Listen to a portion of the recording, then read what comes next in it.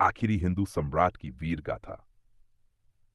दोस्तों, आज मैं आपको एक ऐसे वीर राजा की कहानी सुनाने जा रहा हूं जिसने अपनी बहादुरी से इतिहास रच दिया। ये कहानी है पृथ्वीराज चौहान की, जिन्हें भारत का आखिरी हिंदू सम्राट भी कहा जाता है। शुरुआत से ही बहादुर पृथ्वीराज चौहान का जन्म चौहान वंश में हुआ था। वे बचपन से ही बहादुर और कुशल योद्धा थे। उन्होंने छोटी उम्र में ही घुड़सवारी, तीरंदाजी और तलवारबाजी में महारत हासिल कर ली थी। जब वे राजा बने तो उन्होंने अपने राज्य को और मजबूत किया और कई युद्धों में जीत हासिल की। मोहम्मद गोरी से टक्कर पृथ्वीराज चौहान का सबसे बड़ा मुकाबला हुआ।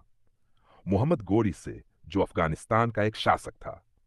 गोरी भारत पर राज करना चाहता था, लेकिन पृथ्वीराज उसके रास्ते की सबसे बड़ी दीवार थे। पहली बार जब गोरी और पृथ्वीराज के बीच युद्ध हुआ तो पृथ्वीराज ने गजनी की सेना को हरा दिया। गोरी को बुरी तरह हराया गया और वो जान बचाकर भाग गया। लेकिन कुछ समय बाद गोरी ने फिर से हमला किया। इस बार उसने छल कपट का सहारा लिया। युद्ध के दौरान कुछ राजाओं ने पृथ्वीराज का साथ छोड़ दिया और इसी वजह से उन्हें हार का सामना करना पड़ा। उन्हें पकड़े होते हुए भी शौर्य दिखाया। गजनी में गोरी ने पृथ्वीराज की आंखें निकाल दी, लेकिन इसके बावजूद उनकी हिम्मत कम नहीं हुई।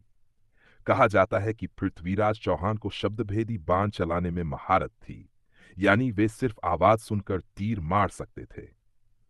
जब गोरी ने उनका मजाक उड़ाया और अपनी ताकत दिखाने के लिए उन्हें आदेश दिया कि वे तीर चलाएं, तो पृथ्वीराज ने अपनी पूरी ताकत से गोरी की ही हत्या कर दी। यह उनके शौर्य और बुद्धिमानी का सबूत था।